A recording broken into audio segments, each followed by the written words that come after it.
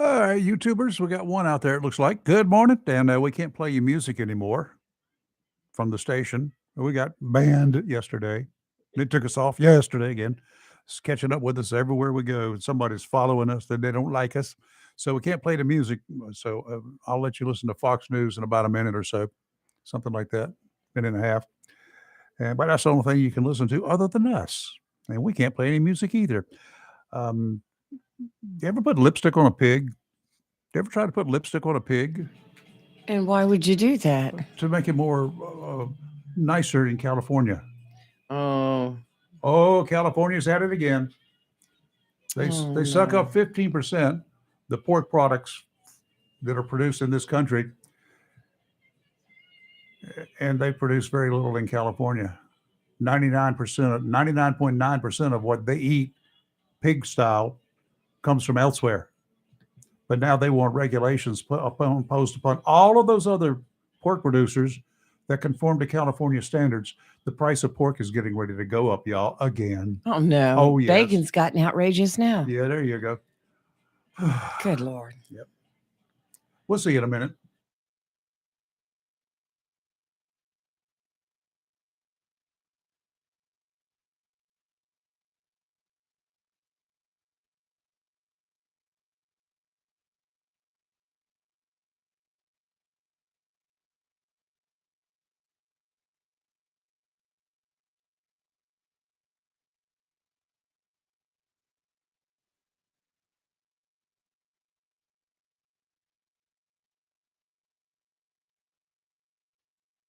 CJ, Jacksonville. Fox News, I'm Carmen Roberts. A senior Russian diplomat is warning the U.S. and NATO their growing support for Ukraine could draw them into open conflict with Russia. Meanwhile, President Biden is hoping to convince other G7 countries to stand in the gap behind Kyiv. Ukraine's President Zelensky thanking the U.S. for its support yesterday. Fox's Kevin Cork, President Biden and other G7 leaders will meet in emergency session today to discuss yesterday's Russian missile attacks on Ukrainian cities.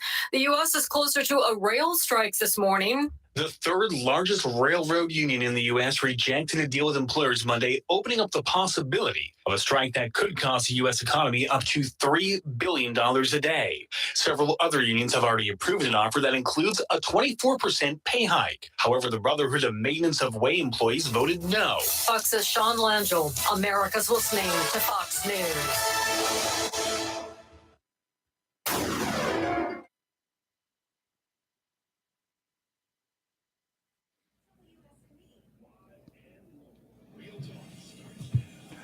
And a good Tuesday morning to you. I'm Rayford Brown. I'm Kelly Knapp. And I'm Lee Barrows. And welcome into the Tuesday edition, live and local Real Talk. And hope you'll hang in there with us today. Let me give our telephone number, because I was criticized yesterday for not giving our telephone number enough. Seriously? Yeah. 910-333-0139.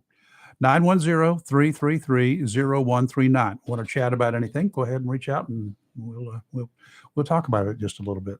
Well, I hope whoever criticizes is going to call in. Nah, they won't. They're not up yet, probably. We'll start out with a little bit of stuff. A lot of folks in the area, in the Onslow County area, knew a gentleman here named Thurman Vick. Even before that, his dad, T. Vick, that's what they called him, T. Vick. He did a lot of fish stews and all sorts of stuff for community organizations. And his son and I, Thurman and I, have been fishing together for a bunch of years now, for the last 15, 18 years. And he'd come down with some stuff, had some issues, and he passed away yesterday. Oh, I'm so sorry. Very sad. Yeah, brother-in-law. Okay, condolences to the entire family. Yes, most definitely. Now I may as well get started on a rant. Oh, good. Many of our military branches are losing men and women. Recruiting is not matching the number of troops leaving or retiring. You would think that would be pretty important to the commander-in-chief of our military, right? Not the case. President Biden is more concerned with changing the names of various military bases, especially those bases named after Confederate soldiers. One in particular is Fort Bragg, right here in North Carolina. It's named in honor of General Braxton Bragg, a man who is described as hot-headed and argumentative. Before the war between the states, he moved to Louisiana, making sure that everyone knew he was opposed to the South seceding from the Union. Nevertheless, he fought during the Civil War and lost most of his battles. Originally from North Carolina, the Army post in Fayetteville is named after him. Army veteran and Michigan congressional candidate John James is opposed to renaming military bases just for the sake of renaming them. He doesn't mind changing names to get rid of questionable legacy, but he thinks history should be preserved even if you're on the opposing side of the issue. What he sees as a real issue is getting lip service from the Biden administration in the last 2 years. In the last 2 years alone, at least 14 overdose deaths related to fentanyl at Fort Bragg. And that's a serious problem that can't be resolved by changing the name to Fort Longleaf Pine or whatever. Oh, God. I have to totally agree with candidate James. What next? Camp Lejeune? Better not. John A. Lejeune was born in Louisiana 2 years after the Civil War ended. Joined the U.S. Marines, served during the Spanish-American War and World War I, and spent 9 years of his 40-year career in the Corps as the 13th Commandant, often described as the Marines' Marine. But he was born in the Deep South, in the land of Dixie. If he had come along 25 years earlier, not a doubt in the world that he would have fought for the Confederacy in the Civil War. So, are we going to change the name of Camp Lejeune just because the decorated Marine was a Southerner and could have fought for the South if he had been born earlier? This mess is the stupidest stuff that I've ever heard. Well, who is this Secretary of Defense, Lloyd Austin?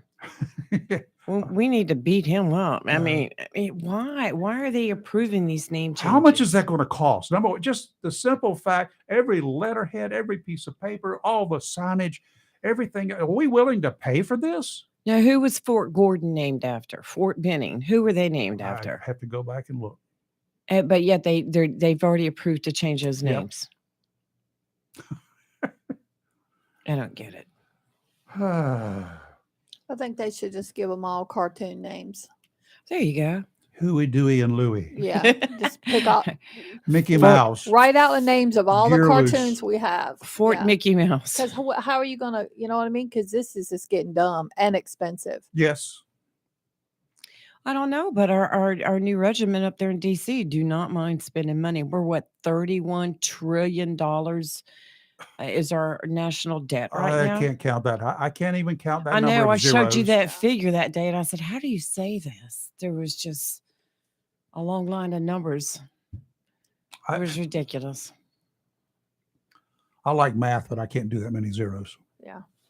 That's not even common sense stuff. I had a long talk with a postmaster friend of mine yesterday Mhm. about some of the new stuff the post office is implementing, and it's just ridiculous. I mean, post office you're already struggling. You know, they stay in the hole, Yeah. and now they're going to go to Sunday deliveries. They're going to bring in I thought every they were going to route. stop Saturday deliveries. What happened to No, that? well, That now they're was- going to go That was the discussion. because Amazon is going to start their own delivery Monday through Saturday and leave the post office to deliver their packages on Sunday. Ah, So they're going to bring in all full routes to deliver. Now, I can already tell you, and I've heard a lot of them talk about how they have employees already threatening to quit. mhm. They just now got to where they've got coverage for routes. Well, maybe they'll hire like a weekend crew, like people that I- want a second job and they can work on the weekend. Well, everything has gone crazy. Like he told me, it used to be when you hired somebody, you got a package of names, and it was always veterans on top because we're the biggest employer of veterans, in the United States. But they would Got vet more to them. choose from now. That's right. They would vet them. They'd have to go through all this criteria. Now he says you just never know who's going to come in the door. They don't even tell you. They just hire people and send them to you. I'm like, wow. No screening, no pre-screening, no nothing. I don't know what Walking they're off doing the up street. there, but they just more or less walk in off the street and hey, here's your new employee. Oh. But this, dude, to me, this is money wasting. And it's really good. I don't know, but we had a long talk about it last night. All I can say is I'm glad I'm not there. I can't, you know, we get packages delivered on Sundays, and I'm like, Right. really? Those are Why are Amazon you doing packages, that? right? Why? What's this about? Because they're trying to keep that contract I with mean, Amazon. FedEx didn't even deliver on Saturdays, but they do They now. do now. So does UPS. Yes, Remember, they do. UPS used to not Oh, no, it's deliver 5 on days a Saturday. week. Now you see them out there every And Saturday. I even got a package yesterday, Columbus Day. Yes. Well, Yeah. Robbie did. Every holiday, even Christmas. Not by the post office. Right. Well, that's right. Now the post office had special delivery out there. They were delivering Amazon and express mail. They'll do that every single holiday, even Christmas. Even Christmas. Well, it was a UPS truck yesterday. Yes. You know, we're getting ridiculous. The whole shenanigans, the crap is going on. Oh, it's just terrible. ridiculous. It's terrible. It's everywhere. And I just don't know where this country's going. Socialism, I guess. Yeah, it's what they're working for. Yes, I think so. I think you're absolutely The correct. state of California demands that pork producers outside the state, y'all gonna have to put some lipstick on your pigs if you're gonna sell them in California. You got to dress them up a little bit. You got to make them palatable. Oh, no. In a ballot referendum in 2018, California voters agreed that any pork producers living outside its borders must adhere to the rules of the ultra left-leaning elements in the state.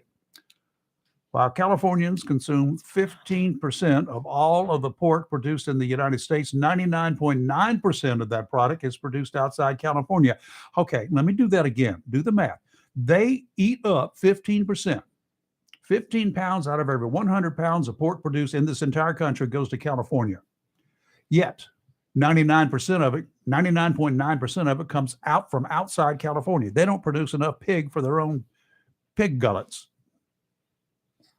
Now, Just quite a few living there. in a suit to be heard in the U.S. Supreme Court today, the Justice Department, believe it or not, the U.S. DOJ, will argue the state ballot measure is unconstitutional because it violates the Dormant Commerce Clause, which prohibits one state from discriminating against another state's commerce or impose undue burdens on interstate commerce. Hey, that might even go through. In a suit to be heard, if the pork producers outside California are forced to adhere to California's strict rules, pork producers wanting to sell in California will spend about $350 million to adhere to what the pork industry feels are unneeded rules. Maybe they're, our freaking FDA, Food and Drug Administration, they won't even inspect all of the seafood that comes in from Thailand, China, and wherever else. We Correct. They discussed that inspect before, yes. 2% of it, 2%, 2 pounds out of every 100 pounds across our border. Guess what? Those 2 pounds, half of that fails. Oh my gosh. So they throw that 1 pound away. What did they do with the other that they did not inspect? Do they go back and reinspect it? Nope. They No. just send that on through. Come on down to the supermarket. Here you got some tilapia from wherever and some this from No, wherever. that's why you need a fish local. Absolutely. Well, $350 million to upgrade their equipment. Maybe that's the reason that almost 100% of pork sold in California comes from somewhere else. Doesn't come from California because they can't afford to do it. Maybe those voters who supported the Proposition 12 were not aware of the higher prices they'll pay at the market. Maybe pork producers should give up selling pig in California. There you go. The problem, of course, is that California's Proposition 12 would have the residents in 49 other states having to pay more at the grocery store. yeah, it's coming. So far, no one seems to be able to We'll just show. start eating grass. We don't even know that the restrictions that California has imposed make pork any safer for consumption. Nobody has said anything about that. They just did it. Well, you want a little hot sauce to go on that pork? You heard Texas Pete is being sued What now? because a gentleman had found out that Texas Pete is not made in Texas. It's made in Winston-Salem, North Carolina. So now he's suing the company over it. Oh, we're going to sue Carolina Skiff then because it's not made in North Carolina Of course, where's he from? Guess where he's from? Texas. California. Oh, really? Yes. Yep. Well, let's sue the Carolina Skiffs then because they were made here. But Yeah, they're that's not now. right, They're they made, were. I think, in Georgia now. What a Whatever happened to that big boat company in Swansboro? What was the name of that? Originally, it was called Unifly. Yeah, that's right. Uniflight. Yeah, Is that it's- still there? No, it is, but not under that name or another name or another name. Right. Well, Really? anyway, They've After had- all the mess that They've thing had several generated. names. yes. Wow. Now that's interesting. Huh. Interesting. Well, if you want some Texas Pete, you better go ahead and buy now. But then and again, I saw it was on the supply chain shortage.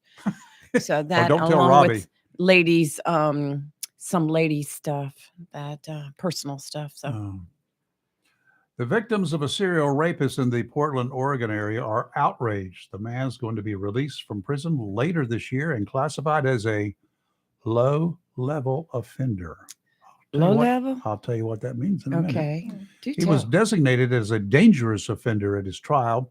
One of his victims, Danielle Tudor, who was attacked by the jogger rapist in 1979 at her Portland home, told reporters, "I don't understand how that puts him at a level 1 sex offender." Richard Troy Gilmore will be released from prison December 16th after spending nearly 36 years behind bars.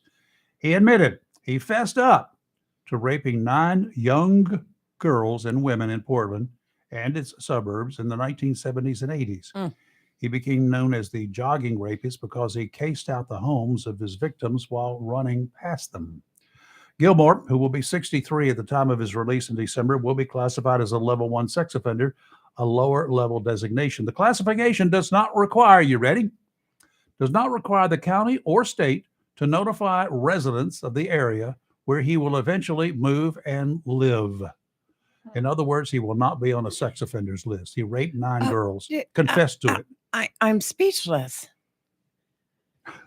The parole board made that decision after reviewing the evaluation and determined Gilmore the parole board listened to an evaluation that said, Ms. Counselor, that Gilmore has a mental or emotional disturbance, deficiency, condition, or disorder predisposing him to the commission of any crime to a degree rendering the inmate a danger to the health or safety of others. Yet the parole board, after listening to that evaluation, gonna turn him loose. See, that's what I question is why, with that kind of a recommendation or diagnosis, whatever word you want to use, would they have even Money Yeah. across somebody's palms. I don't know who. It's crazy. I've got a suggestion for all the ladies of Portland. Y'all need to get together, band together, travel together, and take shooting lessons together. It's time for Kelly's mom group. These were little girls, some of them. I'm telling you, that's mom group needs to catch on throughout the nation. Just be an First degree organized rape union. in North Carolina was a capital offense in the 60s and Mhm. prior. That meant if you committed a forced rape, it became a capital offense and you were Mhm. executed. Just the same as if you had murdered somebody. Did you know that? No, but I'm not surprised. Rape is And there were people who very were traumatic. executed Yeah. as a result of that. One of them from Eastern North Carolina was one of the last people executed prior to 1977 when the Supreme Court did its thing. Because people misunderstand. Rape is not about sex. Oh, no.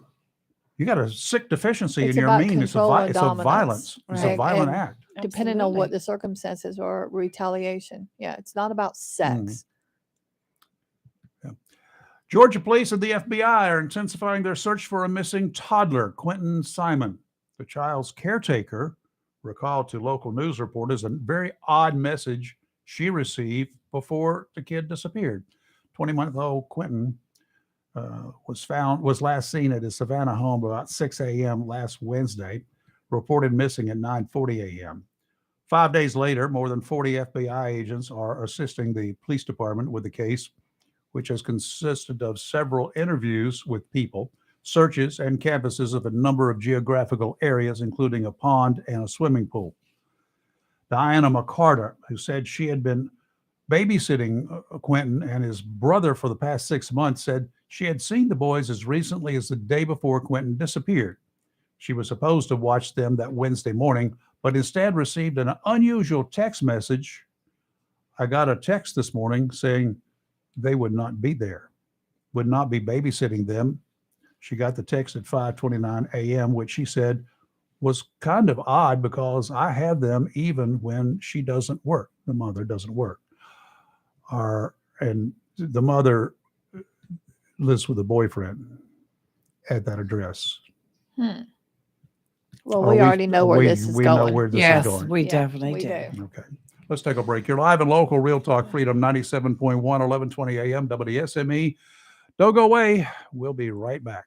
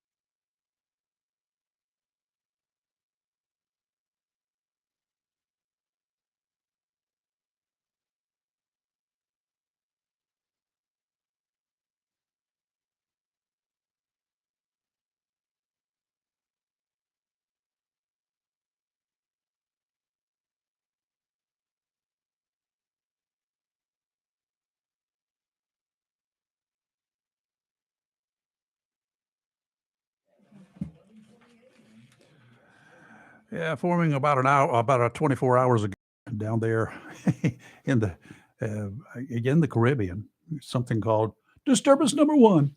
I got another one.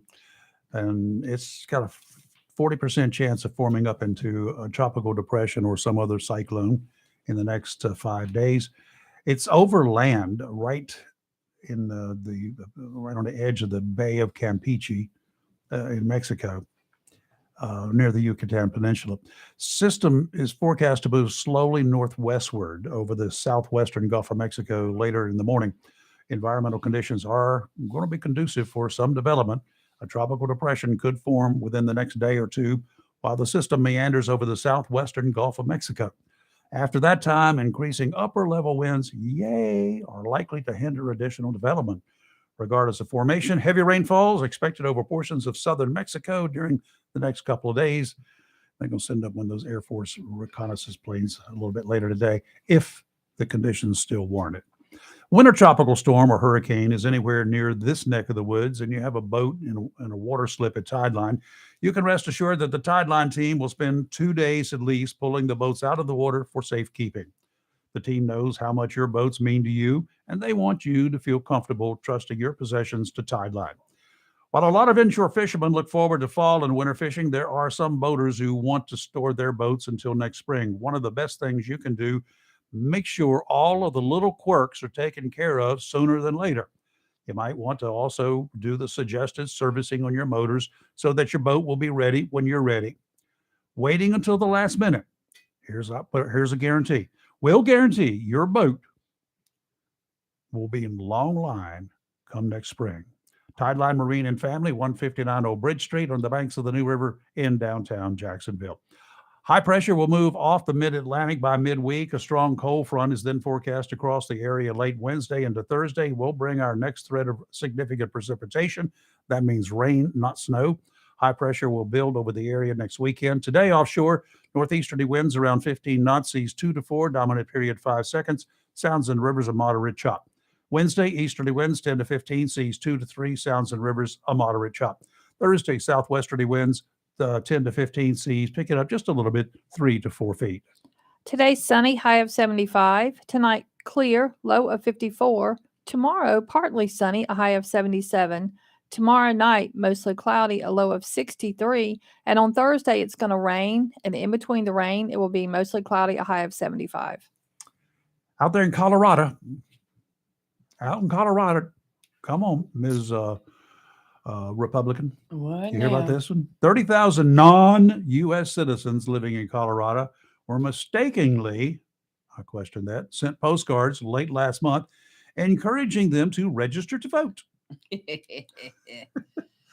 The Secretary of State there in Colorado, Jenna Griswold's office, said the postcards were mistakenly mailed on September 27th after department employees compared a list of names of 102,000 people provided by the Electronic Registration Information Center to a database of Colorado residents issued driver's licenses.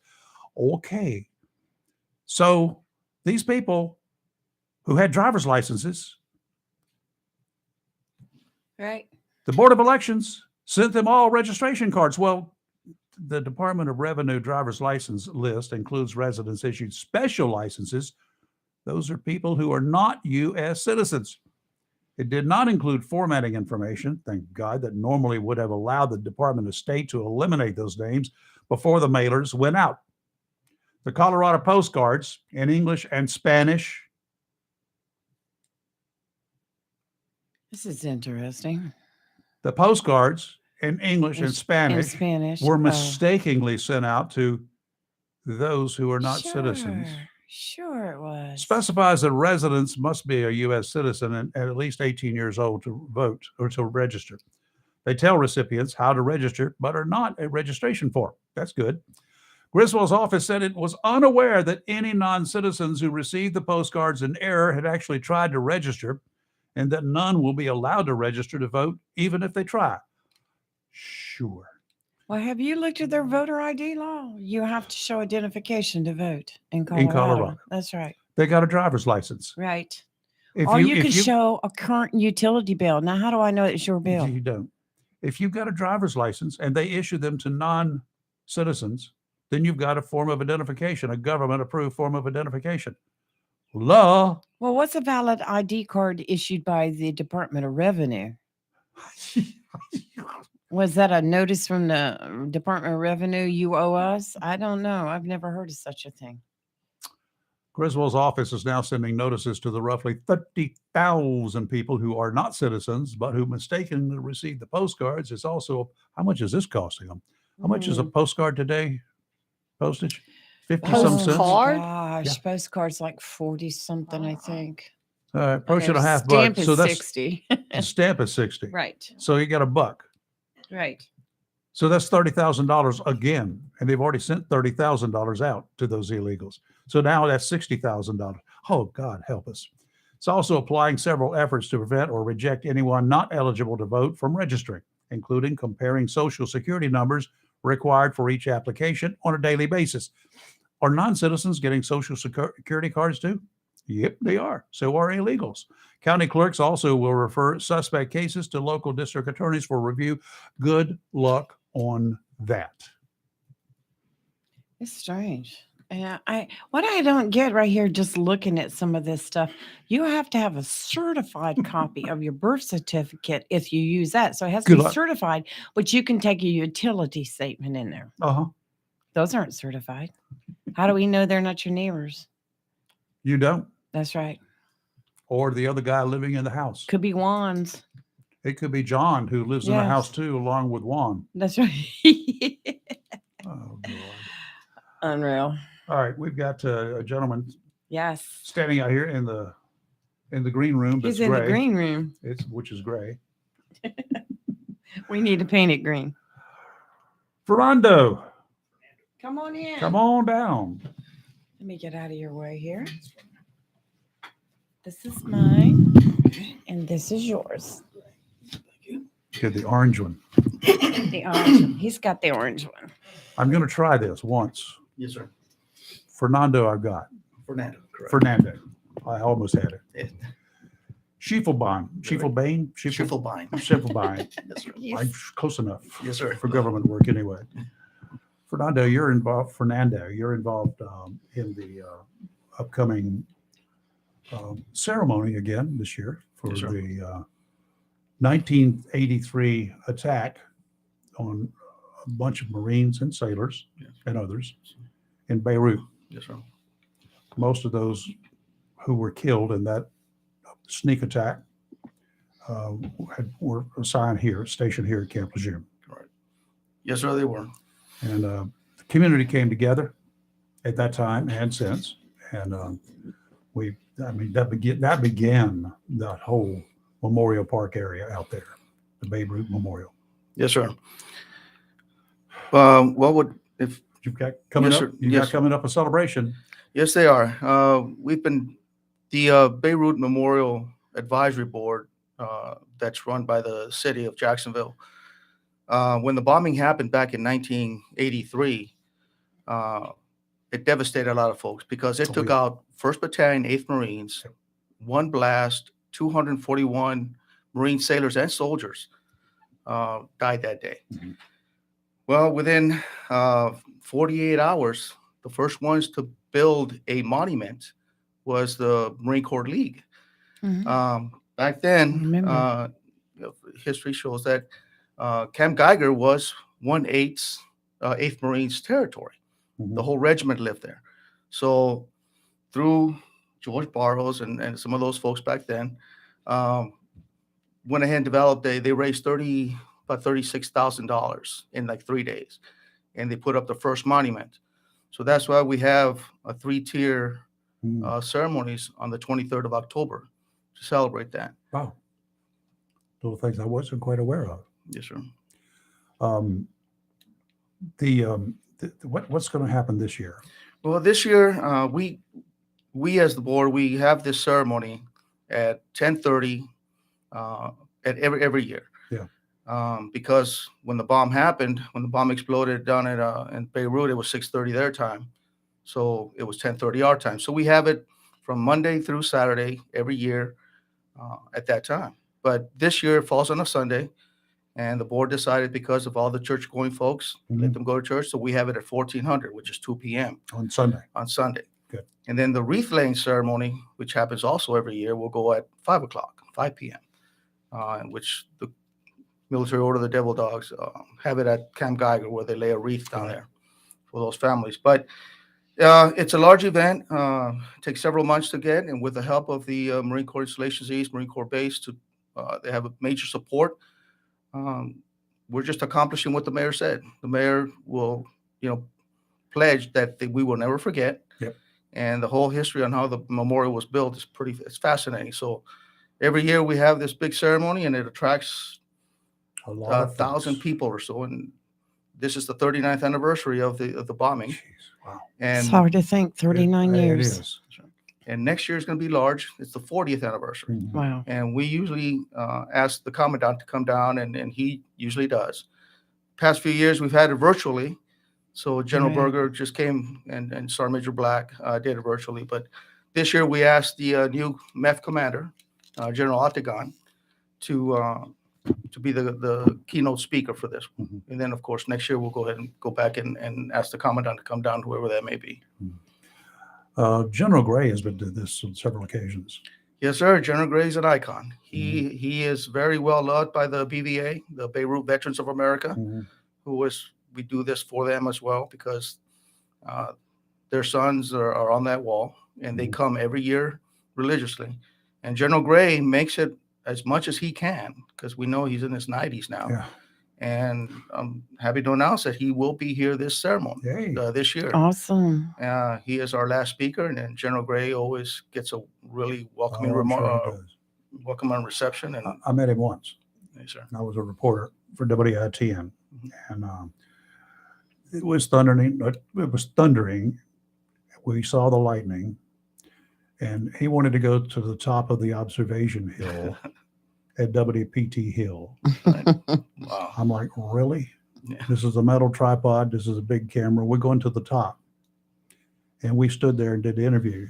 I think he made sure that the interview would be very short. Yeah. But he's a tough guy. Oh, yes, sir. I've had the honor of meeting him several times throughout my career. Fascinating gentleman, and I mean, he's Marine. Yeah, absolutely. So Yes, sir. anyway, I'm glad he's going to be there. I'm going to do everything I can to be there this year. Please do, sir. It brings in a lot of folks. This ceremony, it touches a lot of people's hearts. Yeah, I Because can remember. It's so close to home, where there were the son, daughters of people here, that a lot of lessons learned from that attack. Oh, yeah. Yeah. So Right after that attack, as I recall, there were a lot of big 6x parked alongside the shoulder on the entrance to Lejeune yes, sir. with troops inside who could just pull them across the road at any point in time as a barricade. Yeah, yes, sir. Remember that, Lee? Yes, and I also remember there was yellow ribbons everywhere in everywhere. this town. Yep. Everywhere. It was hard to find a yellow ribbon after a while, but every house had them. Every business had them. They were tied on trees. They were just everywhere. Anyway, I'm glad you guys are doing what you're doing. Does it get tougher every year to gain support? People are not forgetting. No, sir. Actually, that's a good question. People ask me that all the time because I've been supporting this. A long time. I've been supporting this since since I was a division training chief back in 2000. Wow. I've got involved because back then Colonel Naller was the operations officer, and he assigned me to support the Beirut. And Beirut means a special ceremony for me because that's what got me here. Because originally I'm from the other side of the states, and when the bombing happened, I re-enlisted. I was a young Cobra back then. I re-enlisted to come to North Carolina. Really? Gosh. Well, the way I treat it now and the way I brief it to a lot of people that come and visit the memorial is to say, all these folks here on this wall, all 273 of them, they're my age. Because I was a corporal and a lot of those were corporals and sergeants, and of course a couple of senior guys. But if I have grandkids, so do they.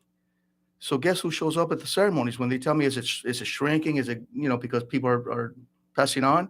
I said, no, because now the daughters, the sons, and the grandkids are coming. So it stays at a large audience for these folks because it means, because look at grandpa on the wall. Yeah. And that's very touching when you're talking to kids of their dad on the wall or their parents that are still with us. It's amazing. Anybody got a question or an observation, feel free to give us a call. Fernando is here. He'll take your calls. 910-333-0139. You have any memories? Yeah. Where were you when you heard the news? Yeah. I know that a few days after Is that my dad? Oh, that's a picture of my dad. Oh, wow. Cool. Yeah, that's pretty cool. Yeah, I know that was one observance he never missed. A few days after that bombing, of course, our president, commander-in-chief, when we had one, flew in. And that was touching. I was here for that too. No. Yeah. The guy searched my cameras. No, yes, sir. When the president comes down, and back then, President Reagan was the commander-in-chief, and General PX Kelly was our commandant. General Gray was the division commander. All those folks, of course, are legends. when he came in, it turns out I did not know it in advance, but the little hop that he made on the Marine One helicopter, my brother-in-law was a pilot, Wow. Oh, so it had some interesting stories. No, yes, I sir. bet. Now, Well, as far as what the public needs to know if they want to attend, parking, et Get cetera, early. et cetera. yes, sir. Leave it, now. it being at 2 p.m. Of course, if you have to get there, try to get there about an hour earlier. The rehearsals and all that we do with the Marines, and it just so happens that 1st Battalion, 8th Marines is on deck, Oh, good. and they will provide the Marines, the color guard, the fire and detail, the ushers. I've got 2 days with them to rehearse the ceremony, but during the ceremony, if you get there about an hour early after lunch, go down there. It's open to the public. There are no gates because it's, even though it's in government property, it's outside the gate. Yes. You'll have plenty of ushers and PMO folks out there guiding where you can park and all that, and just if it's first come first serve. Right. The only reserved seats are for the military officers and then staff and COs that RSVP'd, and then the city and the BVA have a section for them. Sure. So if there's available seats, we have bleachers out there, and please join us because during that day there are three ceremonies. The first one's a candlelight ceremony at 6 o'clock in the morning, which is for the BVA folks only. Right. They do a candlelight visual down there at 6. Then our main ceremony at 1400 at 2 p.m. And then the wreath laying at Camp Geiger, which is also for the BVA, but people are more than welcome to go down there and observe that as well. Okay. Awesome. All right. I think that was the whole reason for the Bradford Pairs too. That you was. see along Highway Yeah, it 24. absolutely was. Hey, Doris Downs was very instrumental in that. She was with Onslow Beautification Committee, Mhm. and that's when they started planting the Bradford Pears in remembrance of all this. Right. So That's Miss Doris Downs was the Yes. first one, and I can we got a actually say picture when of I her, first yeah. got involved with this, she Yeah. was the chairman, Yes. and she passed on, and then Mr. It was Downs City also, of Jacksonville. I said Onslow. It was City of the Jacksonville. city of Beautification. Jacksonville, Yes. correct. And again, the whole tree thing started because of donations. Right. This little girl raised money for one tree to Sure. commemorate. Well, that grew to 273 barley pear trees, which now we have a tree grove with 273 pistachio trees Oh, across wow. from Camp Geiger. I didn't know that. Yes, sir. Because the barley pears are a very delicate tree, Yes. and so the wind blow on, they used to replace them, but new rules came out for the DOT, and they said we can't have trees in the middle, whatever. They're not taking them down. They're letting Mother Nature do that. But they have a tree grove out there across from Geiger with a pistachio tree. And what's unique about this tree is it's smaller, it's stockier, and it blooms and starts turning color in October. No, perfect time. So it's good for the hurricane. It can withstand the weather a Yeah. little more. So the city's done a lot for this, and again with the support of the base and everyone, we put on a good program for these folks. So right after a storm comes through, if we see a tree down, if we get there before DOT, we can put it back up. Is that what you're saying? Absolutely. That's right. Now, do you Yes, sir. sell? Are those books for sale? That No, these are book my right there? notes. These are Oh my what's happening. gosh! You should. Talk about official notes. Yes, Well- you should put those out for sale. You can make some money. Those I are do a lot nice. of briefings at the gardens. Mhm. The gardens have grown from the Beirut to the Montfort Point, Vietnam, Right. and Purple Heart. Museum. All that's going out there. So Mhm. I've been involved with this so much. I know the backstories of a lot of these things. So when people from out of state come, the chamber will call me and say, "Hey, Fernando, can you go out there and give them a tour?" Sure. It takes you about an hour and a half. Right. So I have something to show and tell because My gosh, that is pictures so nice. are worth a Fernando, lot. let me ask you a question. There Yes, a sir. lot of guys get out of the Marine Corps, they either retire or muster out, right? Yes, sir. A lot of them leave the area, but a significant number apparently stay here. You're one of those. I'm guilty. Yes, sir. Should we do more to keep the Marines here when they get out? Well, Jacksonville has got so much to offer now for the veterans. Mhm. This being a veteran community, it's a awesome place to stay. I mean, my family's here, my grandkids are here, and like I said, I was from the other side of the country here, and I'm not going to go back there. This is a great place to be. And How you're far right. west was this? What's that? How far west was it? Oh, gosh, 3,000 it's miles. California. I Los knew he was going to say yeah. that. Uh, but yeah, that's changed quite a bit over there. Right. My brother just retired from there. He's an LAC firefighter, Hmm. and he moved as well. So, Wow. but He moved. yeah, he went to Nevada, yes, sir. But it's gone ridiculous over there. But anyways, this is such a good place to stay, and a lot of veterans, like you just mentioned, Mhm. that they retired back in my day. They used to go back to where they came from. Absolutely. Now they say, I like it here, Mm-hmm. and I'm staying, and it's a great place to be, and very friendly. I mean, the city staffs are phenomenal. They do their best to get the city looking good Mhm. and keep it running the way Well, it should be. Those of us in the civilian world do appreciate you staying. Do appreciate what you Yes. do for Yes, the sir. community. Does a lot for the community. is bigger and better. Now, if we could just get all of those guys who live in Camp Lejeune to vote Yes, sir. on Absolutely. local elections. Absolutely. Right, right. Okay. I've had Well, my is there 2 cents anything worth. special yes, you're sir, no. having the public do? Like, or is the public encouraged to put out yellow ribbons or anything in Well, observance of this? Well, they always are. But Miss Lisa Miller, who's the current media lady, she takes it upon herself and the staff to have Northside High School go out to the Grove, and they put 273 ribbons on every tree. Really? Yes, sir. Wow. And they'll be doing that on the 20th. And the BVA, the Beirut veterans that come, Mr. Myron Kyle, who's the president, he will take some of his chapter out there, and they all do it together. So the kids are talking to the veterans that were there at the Beirut bombing, and they all put these wreaths or these ribbons on all the trees. That's Pretty pretty cool. awesome. So they get to Fernando, thank you for coming. Yes, sir. Yeah. We do Yes. appreciate you taking the time this morning and doing the work that you do year round. Yes, sir. Well, We- thank you we- for we having do- me here. Do sir. appreciate that. Let's take a break. You're live in local Real Talk Freedom 97.1, 1120 AM, WSME, and we'll be right back.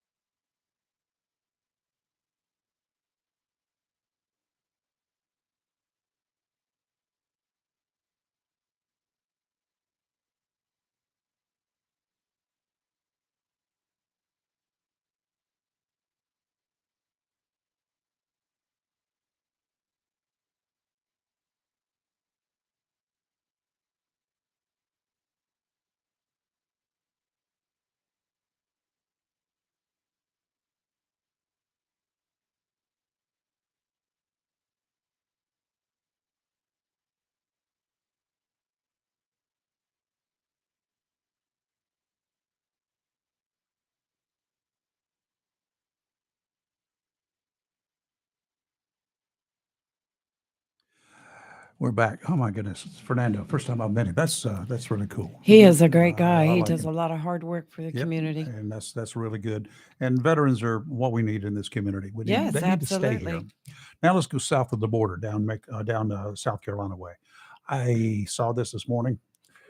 I saw it yesterday. A man accused twice Oh, Mm-hmm. of tossing a dog over a bridge said he was instructed to do so by witches. Witches?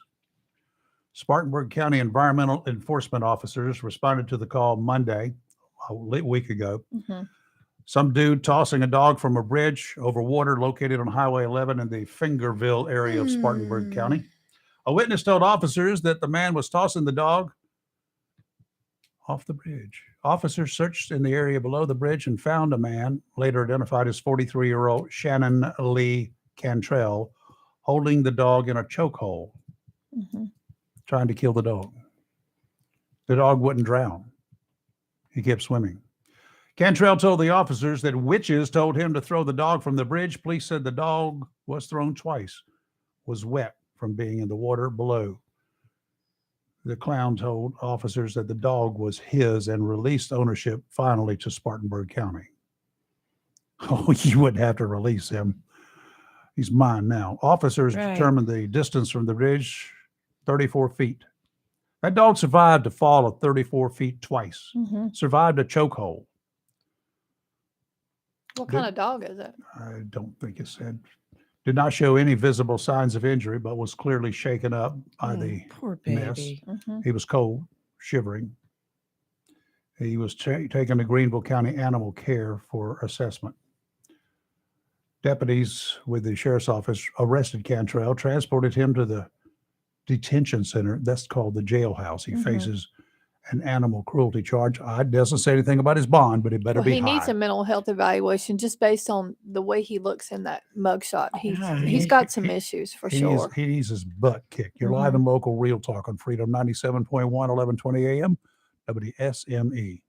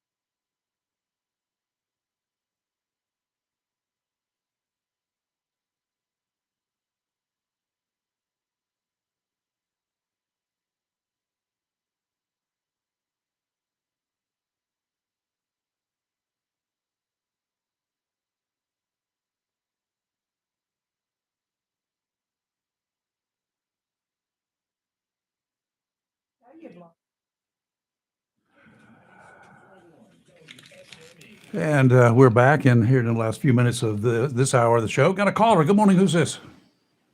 Yes, good morning. This is Bill. Hey, Bill. What's I up? was just calling. I'd heard the young gentleman talking about the Beirut Memorial, Yes, sir. and I was in during that period. We were at 29 Palms when that occurred. I was at Third Tanks, and when it occurred, we were always preparing for alerts to go to the more of Asia from there. But I remember that day it occurred at night when I was at 29 Palms. We had stayed up to watch the evening news at 11, and that's when they broadcast it. And I remember just about everybody was ready to go. We were preparing, for other stuff in Iraq, or correction, Iran at the time. And I had a couple guys I grew up with were killed there. Wow. So sorry. And and one was Haskell, a guy named Michael Stephen Haskell. Another guy, James Sylvia. And I had one drill instructor killed there. No. That was one of my drill instructors at boot camp. Wow. Alvin Belmer. This day has got a lot of personal meanings to you. Yeah, it was very personal, very personal. So you're going to be at the memorial on Sunday? I visit it quite often. Most holidays I go over and just, sometimes sweep it up if it's got leaves or something around it. But, it does have a meaning. I'd been to the first memorial back when they did it in 1986. And I was there at Second Tanks at the time, and here at Camp Lejeune when they first did the memorial. They had General Downs was the base commander, and his wife had a big thing of doing that. They were from Massachusetts, and evidently there was a lot of people from Massachusetts killed there. So, but anyway, I just figured when I heard that, it is something to see, and it hit home, so, but anyway, that's it.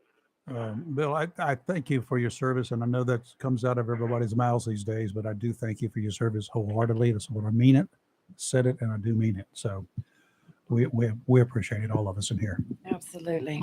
So, All right. Thank you, sir. I hope it gets a good turnout. I'm sure it will. But yeah.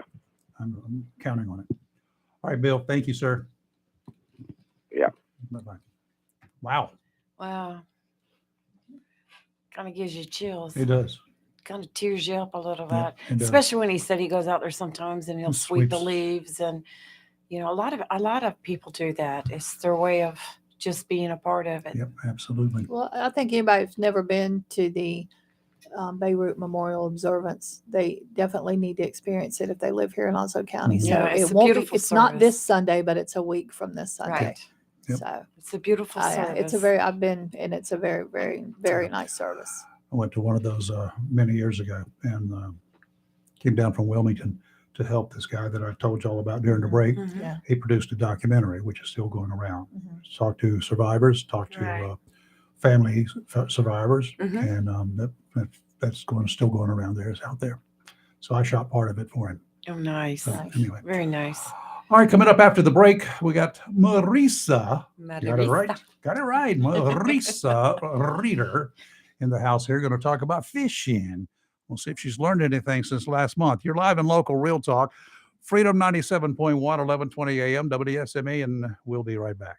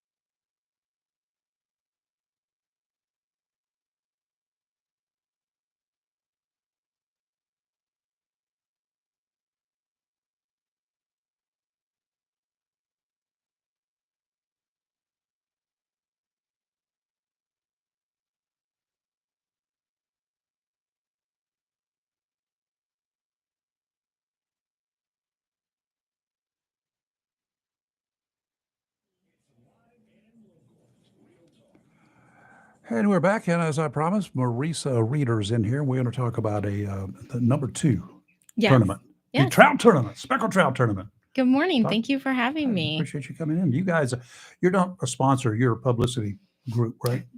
Well, tourism, yes, we're about promotions, Mhm. and this next fishing event though is ours. So, Oh, that's right. You are the sponsor of that one. well, we are the hosts. Our sponsor is actually Brown Properties. Mhm. So part of what sports commissions do is create our own events. And so this is one of the ways that we Okay. have been able to draw people in is by creating events. And so this is number 2 in the North Carolina Coastal Trout Series. And it's called Fish JOSC. It's speckled trout tournament. We're going to be going out of New River Marina in Sneed's Ferry. Right. And so we have our captain's meeting actually here in Jacksonville at Spanky's on Friday. Okay. It's So- $150 per Okay. team. That's coming up this Saturday. Mhm. Okay. Yes. Excellent. And it looks like great weather. So I'm really Yeah. excited. It'll be good weather. That Yeah. does have an effect. We did see that with one of the events last year. The weather forecast was terrible, and we think some of the people that had thought about participating didn't participate. Yeah, we so- need a Chamber of Commerce forecast. Yeah. Yes, So that's what we'll call it, a Chamber of Commerce forecast for this coming weekend. that's right. Yes. Well, we are excited to have this for the second year. Mhm. Not only our event, but the series as a whole. And we had our first event on September 17th. That was the Robert Rabbit Trot Memorial Speckled Trout Tournament, and they had 23 boats. Mhm. So That's a out good of turnout. yes, and that was artificial only. Right. So the rest of the series they can have live or artificial bait. Okay. And the guaranteed prize pool is $2,000 for our event this weekend. That's cool. I'll take it. Now for the trout series, there is a $10,000 prize pool. Okay. Now the series works this way. There are five individual days for fish. Yes. You got to fish at least 3 of those to be eligible for the big prize. Yes. Okay. $10,000. Yes. I like that. Okay.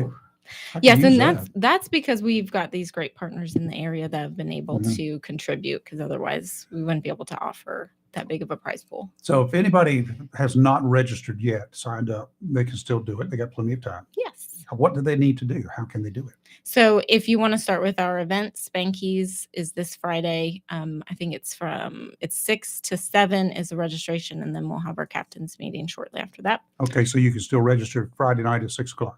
So what I have noticed is that fishermen like to do that. Well, they're looking at the weather. So event organizers like myself, You go nuts. yeah, because we try and prepare. So it's different than our past events. Usually we have people pre-registering, and we don't have that many the day of, and it's complete opposite with fishing. So yes, you can still come on Friday evening.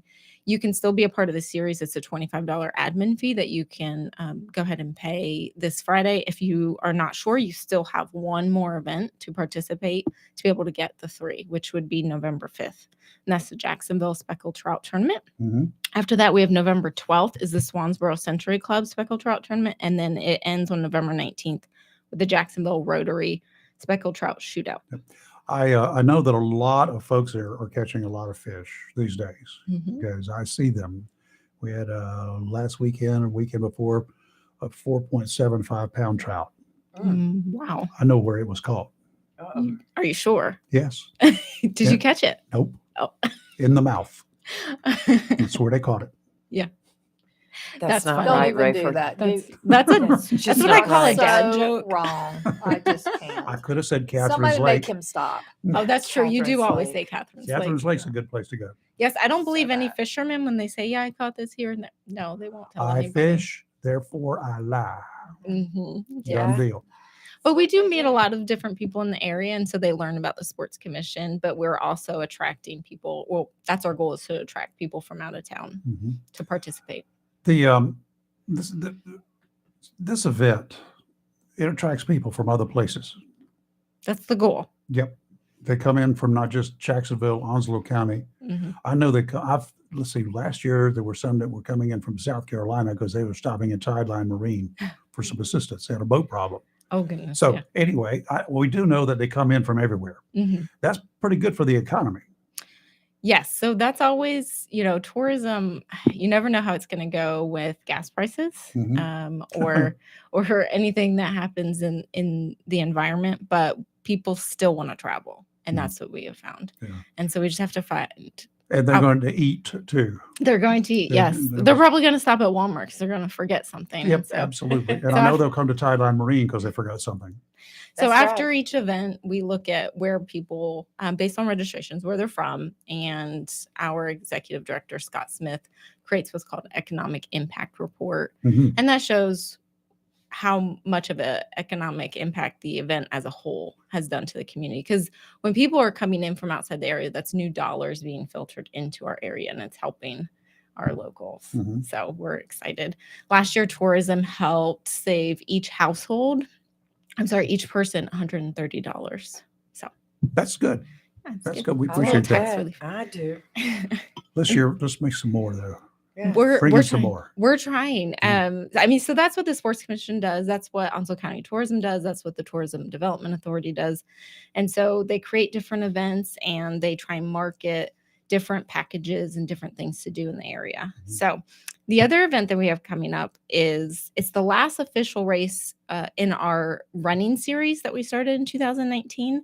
So it's our Freddy's Frozen Custard Challenge and 5K Trail Run. And this is going to be, it's a new location. It's at Hines Farm Park and Stables, which is the new county-owned property. And so we have developed there's already a trail system in place, but we've kind of modified it so that we can at least get a 5K out there. It's all trail. And so challenge. it is. That alone is challenging. There's some, as I say, rooted parts that are, ankle breakers. So definitely going to let all the EMS, athletes come know. on down. We're definitely going to have we have Carolina Orthopedics. That's wonderful. And they come We'll out. be setting up Oh, a that's table out perfect. there. Well, they come to all of our events. Right. It's A treatment table. well, just you never know what's going to happen with running. They could twist their ankle. Mhm. So we'll have staff and volunteers out there to help. But the difference, because I kind of scare people away when I say challenge, and when I tell them what they have to do is they have to eat a total of 3 custard cones, and they have some challenges, which are burpees, squats, jumping lunges, jumping jacks. So that's the challenge. Our government got kind of upset when the CIA was doing waterboarding. This sounds worse. I don't know. I didn't If think you've it was ever done burpees and squats, yeah, it is worse. But you get to eat custard. That's a good thing. And then do the burpees and squats. I No. can do the jumping jacks, but I can't do the other. Well, I thought I was being kind, and I didn't have them I didn't bring a pull-up bar out there and had them do. So I was keeping it where it was just like body weight only. But we have it's enticing for people that are doing our series. You're going to get more points, and then you can earn awards at the end of the year. But we do see more people are just signing up for the 5K so they can run, and then they enjoy frozen custard bar at the finish line. Okay, after they run. Yes. Okay. And we have a lot of people that are going to be walking it. So that's another question, I guess. Can we walk? Can I bring my cane? Of course you can. We just asked Walkers no dogs. will not work. Trying to get over those tree stumps now. There's no tree stumps, but there are definitely some rooted Roots, areas right. that I'm bringing an just- axe. just watch your step. It's just like any other trail. Paul Bunyan. And then we have a kids trail, so the parents have to be with them. But it's $10. They get a frozen custard cone. They get a medal. Get to go that's under pretty the. cool. Yeah, it's only about a half a mile walk. Mhm. Some of them like to run, and some of them will try and do the challenges. We don't require them to do it, but it's really cute to see the kids doing I'd burpees. like to see that. That'd be fun.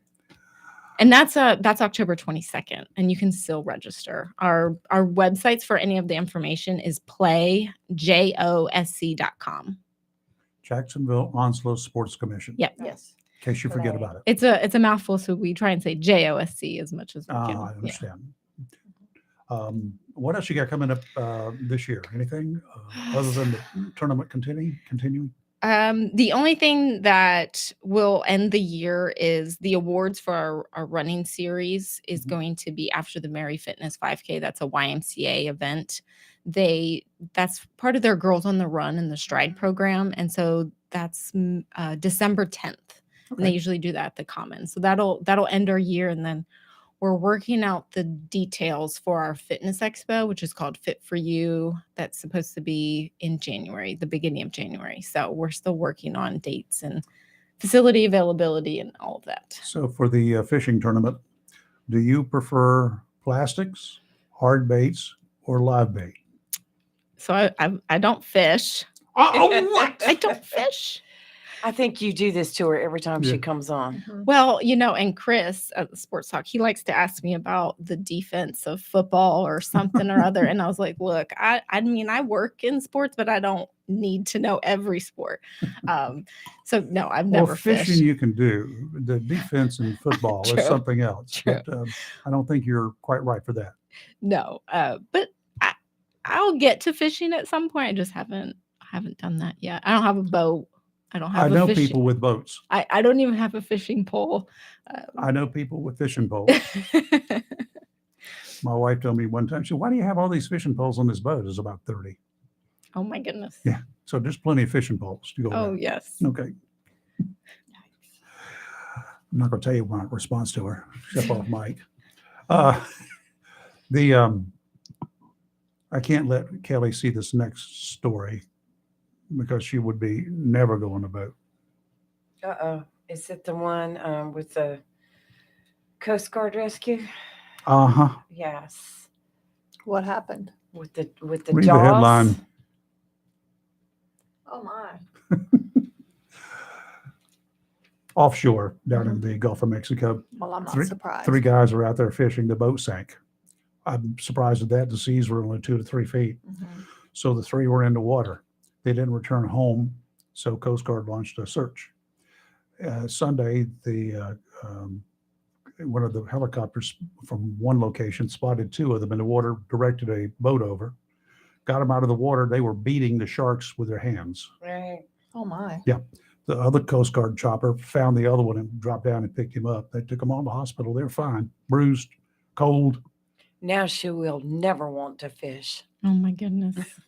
We can go shark fishing sometime now. That's a No, lot of fun. You know full well I'm not going to do that. so. That's what you need to have next, a shark No. tournament. You do not. Yeah, there's plenty of them out there. Well, Catch they and tried. release. They tried in Surf City, Topsail area. Did they? Yes, and then they were met with some opposition from people, and I think they postponed it. So Well, just, I've caught a lot of sharks. Taking pictures of a lot of sharks under the water. Not that big a deal.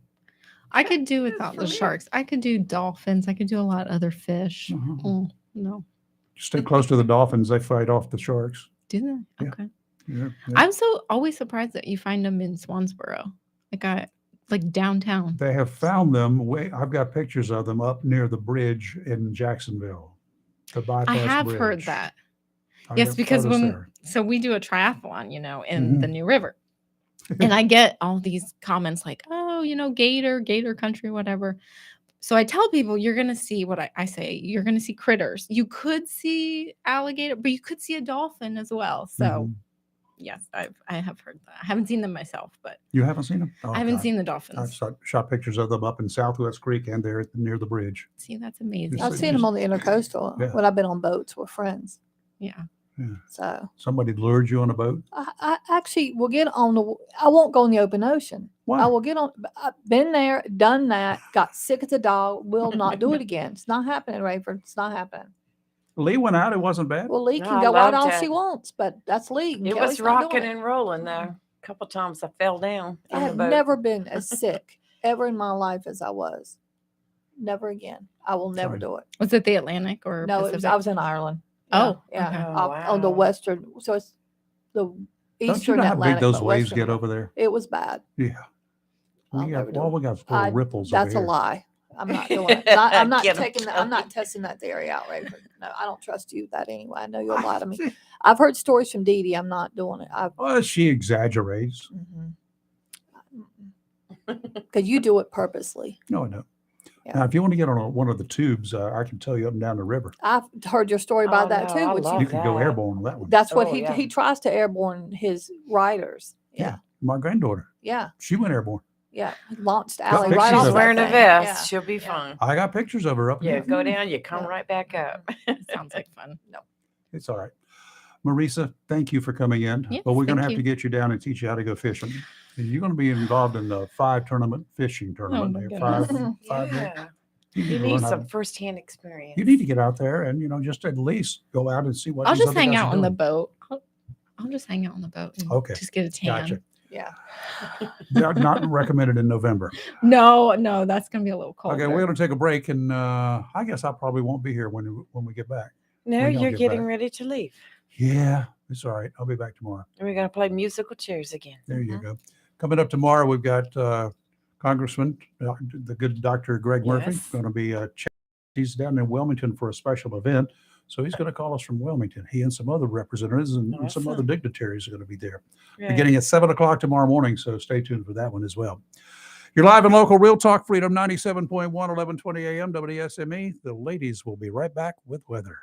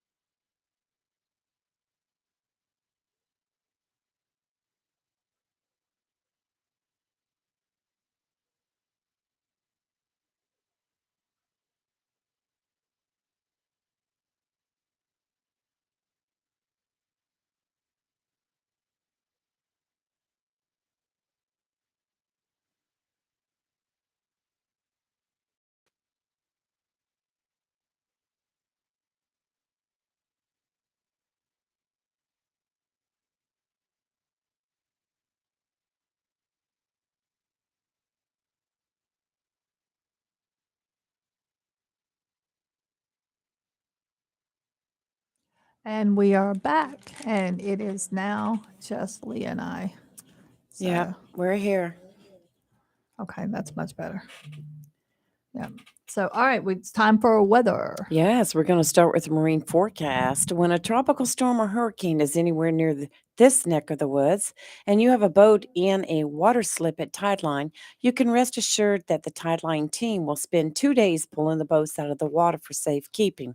The team knows how much your boats mean to you, and they want you to feel comfortable trusting your possessions to Tideline Marine. While a lot of inshore fishermen look forward to fall and winter fishing, there are some boaters who want to store their boats until next spring. One of the best things you can do is make sure all of the little quirks are taken care of sooner than later. You might want to do the suggested servicing on your motors so that your boat will be ready when you're ready. Waiting until the last minute will guarantee you a wait time longer than you want. Tideline Marine and Family, 159 Old Bridge Street, on the banks of the New River in downtown Jacksonville. A high pressure system will move off the mid Atlantic by midweek. A strong cold front is then forecast across the area into late Wednesday afternoon. Thursday will bring our next threat for significant precipitation. High pressure will build over the area next week. Today, northeast winds around 15 knots. Seas 2 to 4 feet, dominant period 5 seconds, sounds in rivers with a moderate chop. Wednesday, east winds 10 to 15 knots, seas 2 to 3 feet, sounds in rivers with a moderate chop. And Thursday, southwest winds 10 to 15 knots, seas 3 to 4 feet. Today, sunny, high of 75. Tonight, mostly clear, low of 54. Tomorrow, partly sunny, a high of 77. Tomorrow night, mostly cloudy, a low of 63. And on Thursday, it's going to rain. Otherwise, in between the rain, mostly cloudy, a high of 75. And looks like it's gonna Thursday night the rain's kind of gonna go away, but during the day it's gonna rain. That'll be our first rain since we Yeah. had Ian Yeah. come through. So we need some rain. I want to bring up something that I saw on here. The VFW Post 9133 here in Yes. Jacksonville is urging local students to apply for the Voice of Democracy and Patriots Scholarship Competition. It's a nationwide competition, but they are hoping that the winning student will be from Onslow County, and it awards $30,000. That's an awesome. amazing scholarship to Yes. one student. The high school students who apply will have to answer the question, why is the veteran important? So I think, Wendy Silvera, who's the commander at VFW Post 9133 here in Onslow County, feels like that because we have such a good group of patriots here in the area, they think that Onslow County has a very good shot of actually winning. So if you have any high school senior who will be going to college next fall, have them apply for this scholarship. I mean, $30,000, that's a lot. That's a lot of money. Yeah, and depending on what school you go to, that'll pay for your whole year. Yes. Yeah. Exactly. That's a good So- college fund. And you just there. have to, have your amazing, essay, basically, Right. why is the veteran important?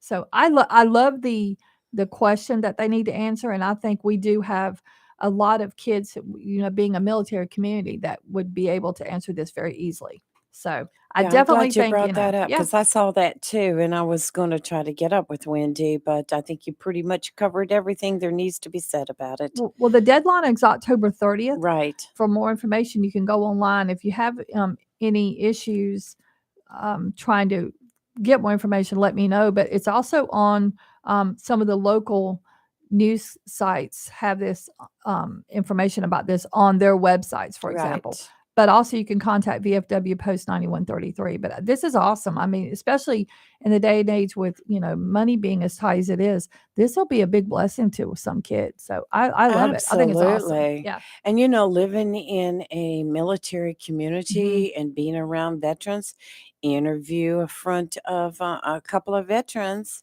and there you go. You Why could is the come up with veteran an awesome important? story. Absolutely. It's just Yeah. like that gentleman that called earlier about the Mhm. Beirut bombing. I Mhm. mean, that was a very touching story. Mhm. Absolutely. I It was mean, very nice. this question would be very easily answered by a lot of people here in this community. So I think the competition might be fierce, which is even better. Put some good essays out there. So yeah. So Right. encourage, any kid to apply. Now I'm going to switch to something I think is, I've read a lot of dumb lately.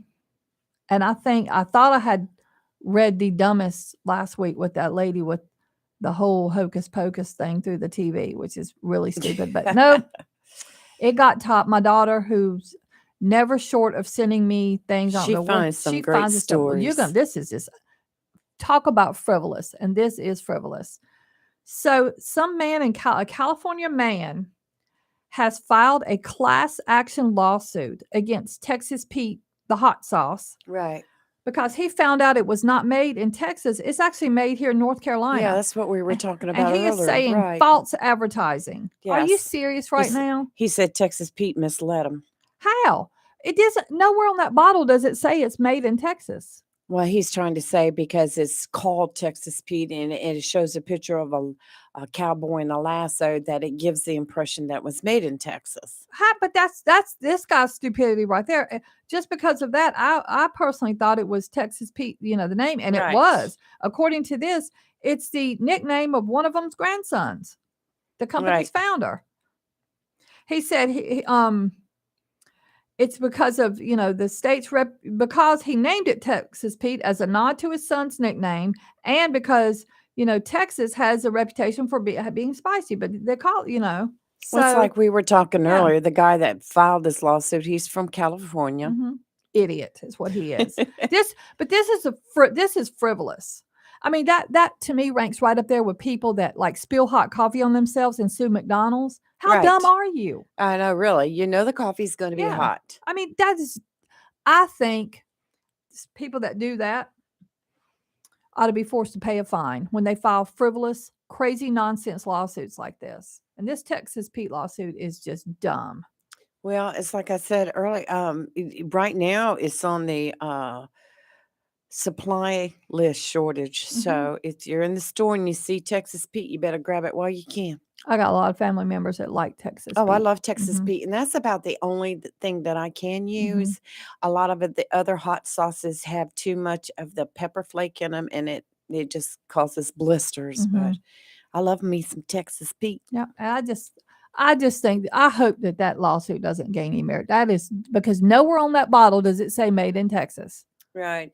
He's trying to say it's So, deceptive. how is it In deceptive? his opinion, but that Uh-huh. doesn't mean you go out and sue. Mhm. What's wrong with people? Everybody wants to sue all the Like I time. said, Sue. frivolous. I think it's dumb. Now I did find a cool feel good story. Well, I just think it's a Oh, cool story in good. general. In Pewaukee, Wisconsin, wherever that is. Last weekend it was their homecoming game, as it was for a lot of schools. Mhm. And so they have a senior quarterback. She's a girl. I saw that But on she the actually started the news. game, under the center. Right. But she's been playing football since she was in the 9th grade, Yes. and she does well. And they won 66-6. Yes, I saw So that this on the girl's news the obviously other good. night. It was And fascinating. several of the scoring drives were by her. Yes. Get it, girl.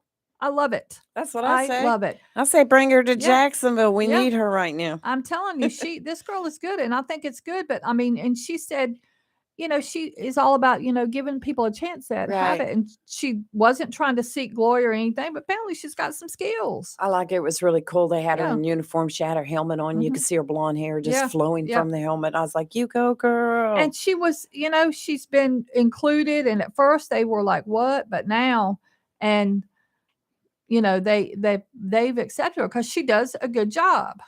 So I just think, and I'm reading some of the comments that some are, haters, but for the most part, everyone's been very supportive and her teammates love her. And Right. she's good. Like she's not Yes. just some girl on there saying, look at me, look at me. She's like legit good. So I think it's awesome. I think love so, it. too. Yes. So. Oh, we missed out yesterday. Mhm. Yesterday was World Mental Health Day. I didn't know Mhm. that. Just saw an old story on it. Well, mental health is definitely in the news, and I'm glad to see that now there is more attention being paid to it Oh, I am because too. I think that it does not get it definitely does not get the attention it deserves. I know. I almost called in yesterday. Ray first started asking did anyone had a rant to call in. Mm-hmm. I'm gonna tell you what. Saturday night, my granddaughter and I were coming back into town, Mm-hmm. and it was about 9:00. Mm-hmm. And I asked her. I said, "Do you want me to stop anywhere and pick up, pick something up for you to snack on?" I mean, she'd pretty much been eating all day, Mm-hmm. and so we decided to go to a local fast food restaurant off of Western Boulevard. Mm-hmm. I have never been through such turmoil trying to order something simple through the drive-thru. I mean, the young lady that was waiting on us, she made it excruciating. What happened? Well, it's just like I asked for something simple, like Mhm. 3 chicken tenders in a box. No meal, just the chicken tenders. Mm-hmm. And we went through a whole big ordeal over that. Do you want the meal? No, I do not want the meal. Do you want this? Do you want that? No, just the 3 pieces of chicken in the box. And so then I said she'd like to order a milkshake. And she goes, "Well, you just tell me what you'd like and I'll let you know whether we have it." And I'm like, okay. So I kept taking a deep breath. And then finally I asked her for a regular roast beef sandwich. That's the way I've always ordered them for years. Mm-hmm. And she was like, "Would that be a number 1 or a number 2?" And I'm like, "Well, being the number 1 has cheese on it. No, I just want a regular roast." It got so bad, I ended up driving away. Mm-hmm. I mean, what is going on with Why can't they just attitude? take an order? I know I've never Bottom had an line, issue yeah. before, but this was just like I was so mad. I had to drive away rather than go inside because it Mhm. was the right thing for me to do at that time. But then I had taken her to another local restaurant just over the weekend for breakfast, and the staff was so wonderful. And the young man waiting on us, he was brand new Mhm. and he was nervous and he did such a fabulous job. And it was a pleasure talking to him and his manager. They just made the visit so nice. I love that. So I did Yeah. too. He got a big tip out of it. Good. That's good. All right, we have a caller.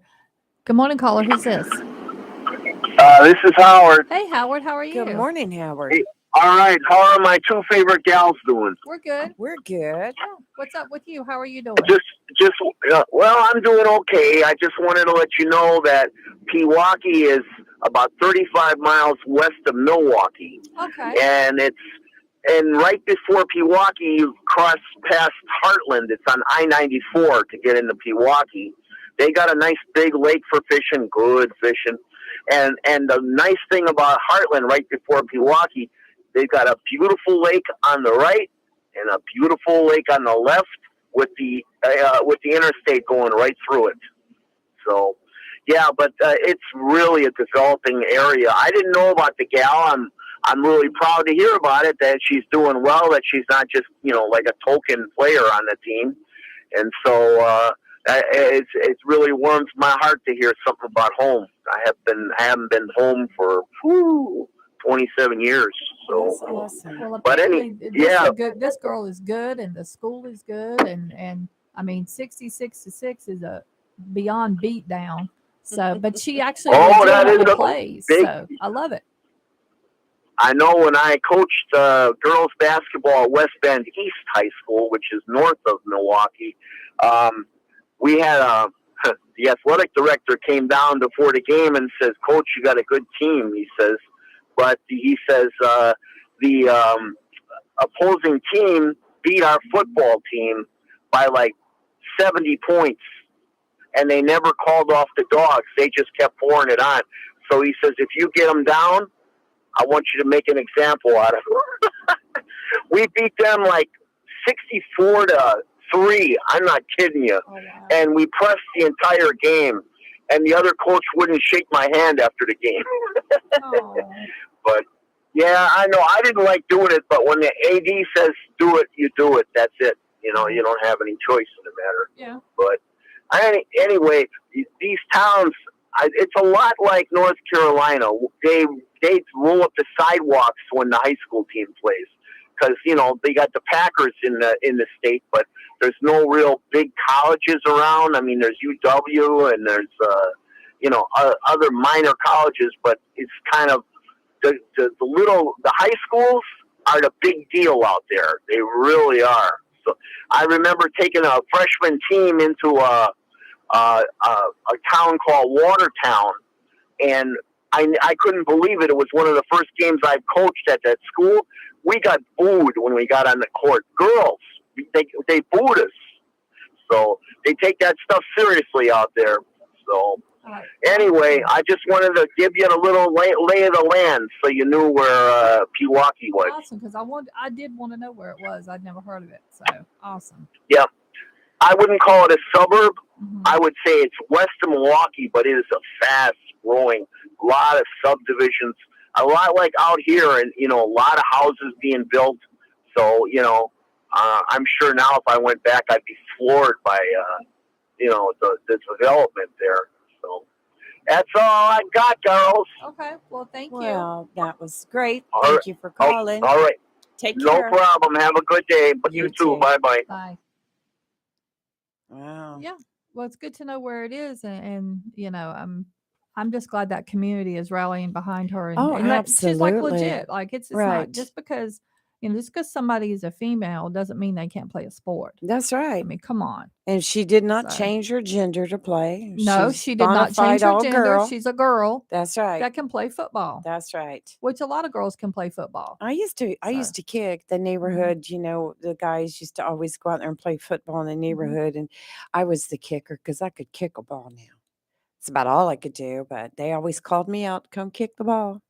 I always played with my neighborhood boys, and a lot of times I ended up being the quarterback. Oh, So I could cool! throw it. Yep. I didn't like to run, even though I played soccer as a kid. I just hate running. Right. So, I ran yeah. when I was a kid, did Mhm. track and all that, but Mhm, I can't do it anymore. Here's another good story. See, Oh, I like good good. stories. I'm glad. Washoe County, Nevada. I have no idea where it's in northern Nevada. So this kid is it's in Sun Valley, right outside of Reno. It was a high school freshman. He had his little scooter stolen, and he'd been bullied at school and harassed and stuff like that. And so one of the deputies that respond, his name is Deputy Shipton, responded to the report and everything. He bought him a new scooter. Oh, that And is help replace it, yeah. awesome. Yep. And even the school officials are like, going above and said he did a good job going above and beyond, and kind of, because in this day and age when police officers and stuff are always, looked down on and complained about and whatever, this is awesome.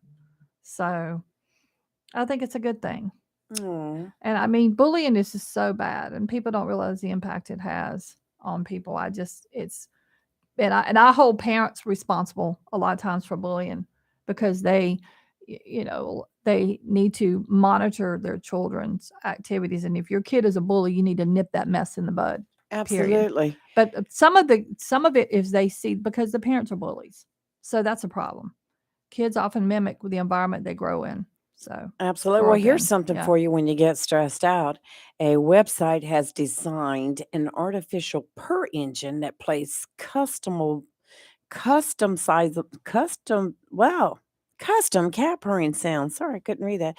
To calm you or your kitty down during moments of turmoil. And as the internet has a cat, says purry.com. Visitors can start a purring sound and use the sliders to change whenever it's playful, excited purr, or sleepy, breathy purr. So if you're stressed out, you can go to this website and listen to kitties purr. And then you freak your other cats out in your house, and And my dogs would be yeah, barking. the My dogs Jack going would go crazy. Yeah, oh, mine would too. They'd be like, "What is happening?"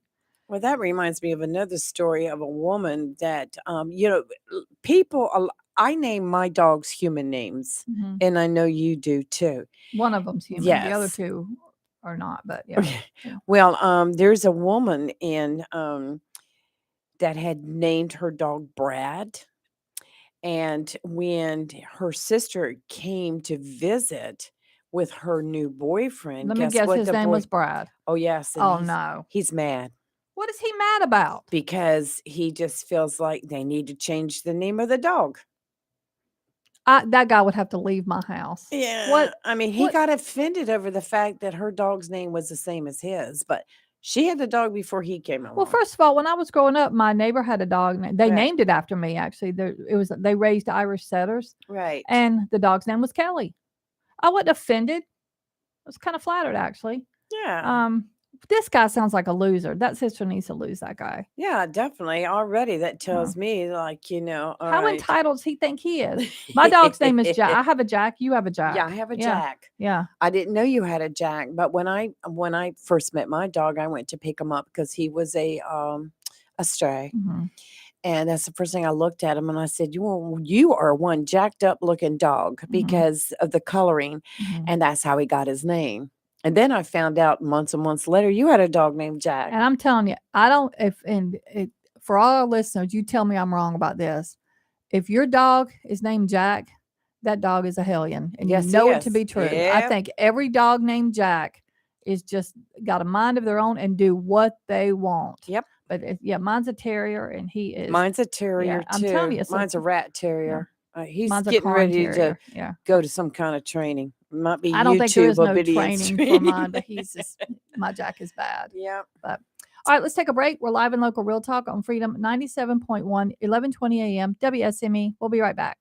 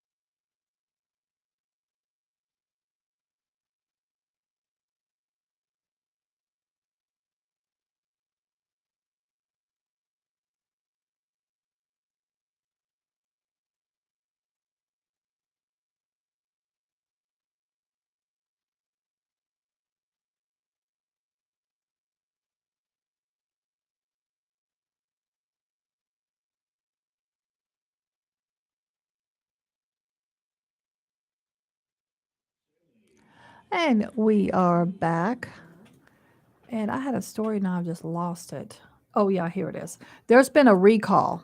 And for those that shop at Aldi, I wanted to put this out there. Oh no. I love Aldi. But the traditional, I got to make sure I'm saying this right now. 2 types of frozen falafel is contaminated with E. coli. And so they are definitely issuing a recall. So at stores across the country. And the product numbers are 1472, 1481, 1531, 1532, 1541, 1552, 1561, 1581, 1601, 1611, 1612, 1661, good Lord, 1682, 1732, 1752, 1762, 1782, 1802, and 1812. Well, The let's product just number say- is found on where the best if used by date is. And so far, 5 have had to be hospitalized and over 20 people have been sick. I would say just Look, if if you you have buy any, this throw it in the frozen- garbage. Yeah, falafel, throw it away. Or you can, Yes. I think you can take it back to get a refund, but you do not want to eat it. It came from Aldi. So it's the earth grown, gluten-free, traditional falafel. So, but yeah, that's scary. But definitely, if you have that and you've bought it at Aldi, you definitely need to do not eat it at all. It won't Yeah. be me. I'll just Yeah. throw it in the garbage. You got just Same. trying to figure out the Yep. lot number and all Yeah, that. Mm-mm. absolutely. Yeah. That's So- just too much for me. Yep. So, and I was reading, remember yesterday I talked about that story of this SOB who I would probably, he wouldn't be in jail, but that's just me, where he poured that boiling water on Yes, his on the 1-year-old. child. Yes, I heard you 19% of her head is burned. Oh my And gosh. she's got severe, see, I'm telling you, there are things I could do with my bare hands. Yes. And deal with this guy would definitely be one of them. When mean- it comes to children, Yep. elderly, Uh-huh. and animals, Yep. I will lose my mind. Yep. Same. I know. I thought about you yesterday when you were talking about that story. I was like, I'm telling you. I know she's ready to pack up and go for a visit. I'm telling you, this is just so aggravating. And what is I'm even madder about is he was only charged with aggravated child abuse. No, that should be an attempted murder It charge. should be. Bottom line, this kid is 1 year old. Yes. That should be attempted murder. Period. And the pouring the hot water down the throat. I just Oh my wonder God, I just can't. if there's going to be permanent damage. Oh, that I'm this certain child if she has got the survives. face. Yes. Because even her head was burned, her face, all of it. Oh my word. Yeah. Nope. That's just is so sad It that is so sad. people have to be so mean. That's even, I mean, what is this guy's problem? Nope. He's Yeah. psycho. I love this. Woman fends off burglar with a frying pan. Yep. I love it. Frying pans hurt. Sandy Smith, was it? It's in this was in Kansas. Oh, okay. Yeah. With a frying pan. Heck yeah. He was trying to break in her house. Yep. Good. He's charged with aggravated endangering of a child, aggravated burglary, battery, and interference with law enforcement officers. $250,000 bond. Wow. So, wow. I don't know where the child thing came into, but yeah. Alejandro Ontiveros is his name. Good for her for beating him with a frying pan. Yeah, heck yeah. Look, if you don't have a gun, which everyone should, but if you don't, you have to get creative. Those cast Yeah. iron frying I pans got can one. be Man. heavy. I will do some damage with Oh, that thing. yes, sirree. Yeah. Try not to drop one on your foot. Mm-mm. Hey, you know what? Now, you know all about this because you're way into football more than I am. Heck yeah. Panthers coach got fired. He did. Yes. Panthers is not my team, but I Right. have friends that they live and breathe Panthers, Mm-hmm. and they were calling for this. Yeah, So, he's lost. They've last lost couple of years, they've 11 been of terrible. of Yeah. the last 12 games mm-hmm. and not shown an improvement. He had a Mhm. record of 11-27 record in 3 seasons. So, Yeah. yeah, that was just. I was like, whoa. Yeah. Absolutely. Now, you know who Tulsi Gabbard is? I don't know if I said her name. Yes, Do you know she left the party. Democrat Party, Yes, calling she it is. an elitist cabal? Yep. Yep. Now, she has not said whether she plans to join the Republican or any other party, But she says, I can no longer remain in today's Democratic Party that is now under the complete control of an elitist cabal of warmongers driven by cowardly wokeness who divide us by racializing every issue and stoke anti-white racism. She's not wrong. Right. No, She's not wrong. Good for her. Yep. Wow. She says it's a domestic threat to Mhm. our democracy. It is. From the powerful. And people Which I aren't believe that. understanding. Yes. Yeah, I was really surprised when I Mhm. saw that because she's been such a vocal critic, of the Democratic Party. Because it's gotten just beyond ridiculous. Yeah, and she's very vocal critic of Biden too. Yeah. Well, I can't argue that. And someone asked me the other day, and I don't know the answer to this. Isn't Nancy Pelosi up for re-election this year or no? I don't think so. I told him I didn't we'll know have the to answer. check I that said I out. had to look that up too, and I just remembered I haven't done it yet. Somebody asked me about it. Didn't know. Oh, we got to take a break. Yes. Okay. For our final break of the morning, live and local real talk on Freedom 97.1, 1120 a.m. WSME. We'll be right back.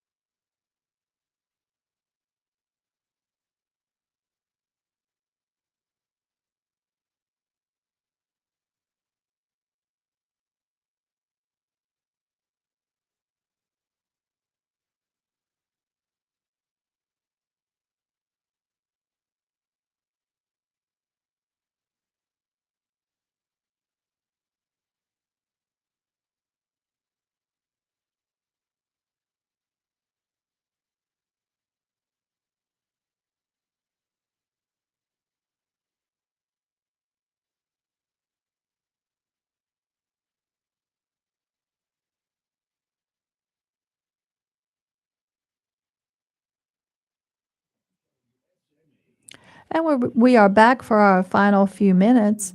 And Lee looked it up and found out that yes, she is running for reelection, but you don't hear anything about that at all. No, Not one thing about it. So these people in California must be scared of her. They keep reelecting her. I don't know what's happening. I mean, but, she's like yeah. 82 years of age, and she's been Speaker of the House since 2007. And she led the Affordable Care Act in 29 and 2010. And and that's her most lasting legacy as Speaker. Well, I'm just all for term limits. I don't care what the office is. And I think she is the prime reason why. One of them. I mean, look, all these people been in, Congress 20 years, whatever. Right. No, it was, I fully believe that our founding fathers never intended for this to be someone's job. You go in, you make your changes, you do the good of the people, and you let somebody else do it. That's how I feel. Well, So- I know she pledged that she would limit her terms as Speaker of the House, and that was in 2019. And she pledged that she would limit it for 2 terms. So I think her 2 terms are just about up. Well, that's a Speaker of the House. They she didn't needs to say she go. wasn't going to not Right, run. right. So I don't know. And I did not watch the debate between Ted Budd and Sherry Beasley on Friday I night. didn't either. But, I guess depending on who you ask, depends on who won. So I know a lot of people were watching it. I saw the comments on Facebook, but I did not watch it. I didn't either. I had my granddaughter came to Mhm. visit me this weekend. So I spent that time with her, and we had a blast. Mhm. That's good. So That's important. Family time is very important. yes, it is. So, and apparently in Ohio, that representative race is getting wild. They had a debate yesterday that turned into just attacks. Yes. So it's for a U.S. Senate seat. Yeah. So currently it's held by a Democrat, and there's a Republican, J.D. Vance, is challenging him. Yeah. So Yeah, it's that just one is gotten, really getting fueled. it's getting really bad. Have you noticed the ads coming out over Ted Budd and Sherry Beasley? They're getting wild Oh, too. they're Yeah. starting to get Yeah. really heavy, Cutthroat. Yep. And then the ads against Sandy Smith, Mhm. with her alleged background of domestic violence. That's really getting nasty too. I've seen I didn't know who she was. I've seen some of the ads negative against her. I was like, Right. who is this lady? So Yeah, I first met her back, it was years ago Mhm. when she was going to run for a U.S. Congress seat. Mhm. And so she's been campaigning ever since then. When she didn't make it then in the primaries, Mhm. she switched over to U.S. Senate. So everywhere you would go, she would be there with Sandy Smith for U.S. Senate. So now she's running for Congress again. But she's had the Democrats have really gone after her hard. Mhm. And it was a Republican opponent actually in the primary that went after her and unearthed the stories. So, Oh. yeah. Hmm. Well, Anyway. we'll see how that works Yep. out. Okay. Well, thanks for joining us. We are going to end the show today. We appreciate all our listeners, and we hope everyone has a wonderful day. Have a safe day and enjoy. It's going to be good weather, so enjoy Beautiful it. weather. We will see you tomorrow morning here at 7 a.m. live and local Real Talk on Freedom 97.1, 11:20 a.m. WSME. We'll see you later.